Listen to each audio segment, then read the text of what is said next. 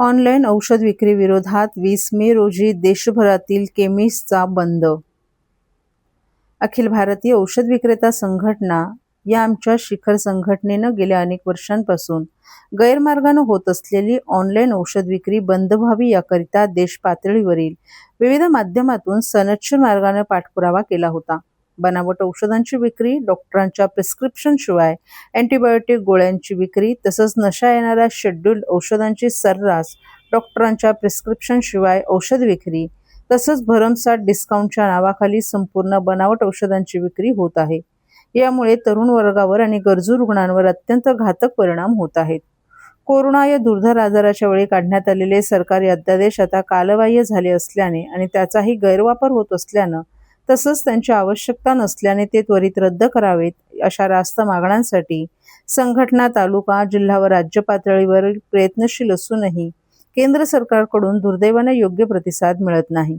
वास्तविकतः रुग्णांच्या आरोग्यासाठी खोट्या तसंच बनावट औषधांचा काळा बाजार थांबवण्यासाठी प्रामाणिकपणे प्रयत्न करत असून त्यांना योग्य प्रतिसाद मिळत नाही. शेवटी सर्व मार्ग संपल्यामुळे नाईलाज असतो 20 मे रोजी केमिस्ट बंदचा निर्णय अखिल भारतीय औषध संघटनेनं घेतला आहे.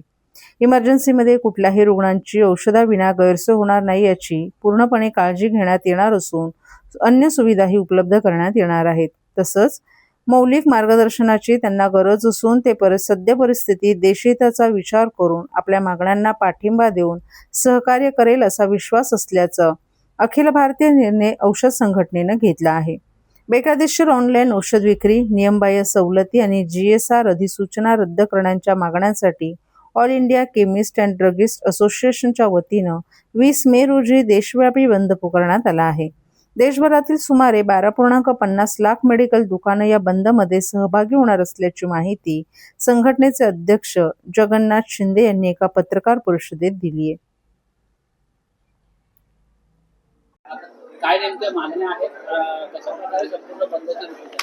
हे बघा, आमचा औषधी हा व्यवसाय drug and cosmetic act 1940 amendment 45 नुसार जातो. याच्यामध्ये online sale of medicine illegal आहे. केंद्र सरकारने साधारण 28 ऑगस्ट 2018 ऑनलाईन आणण्यासाठी एक अधिसूचना काढली. ती आतापर्यंत मंजूर झालेली नाही आहे. या उपर दिल्ली हायकोर्टमध्ये आमचा स्टे ऑर्डर आहे याला, तरी सरकार ऑनलाईन बंद करत नाही. ही आमची मागणी आहे की 817 जी अधिसूचना आहे ती रद्द करावी. त्याचप्रमाणे करोनामध्ये 220 GSR ही घरपोच औषधी रेमडेसिवीर किंवा टुसिलिझुमॅब देण्यासाठी आम्हाला परमिशन दिली होती. ते इमर्जन्सी संपल्यानंतरही अजूनही ती नोटिफिकेशन सुरू आहे.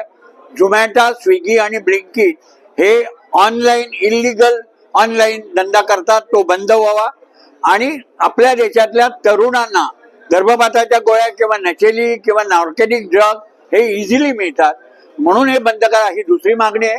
तिसरी गोष्ट, काही मोठे अमेझॉन किंवा फ्लिपकार्ट किंवा देशी लोक 25%, 30%, 40% मार्जिन देतात. आमचा हा व्यवसाय drug price control order 2013 DPCO 13 नुसार चालतो. त्याच्यामध्ये आमच्या रिटेलरला 8% होलसेलरला, 16% रिटेलरला, 10% होलसेलरला आणि 20% रिटेलरला अनियंत्रित औषध मिळतात. आम्ही याच्यावरती डिस्काउंट देऊ शकत नाही. त्यामुळे हे आमचे 12.5 लाख लोकांचं जीवन उद्ध्वस्त होण्याच्या मार्गावर आहे. म्हणून 20 मे 2026 मध्ये अखिल भारतीय 12.5 लाख केमिस्ट बंद करणार आहेत. जर सरकारने आमच्या मागण्या मान्य नाही केल्या तर यापुढे आम्ही बेमुदत संप करू किंवा आमच्या दुकानाच्या चाव्या सरकारला देऊन टाकू. हा आमचा पुढचा निर्णय आहे. नमस्कार, धन्यवाद.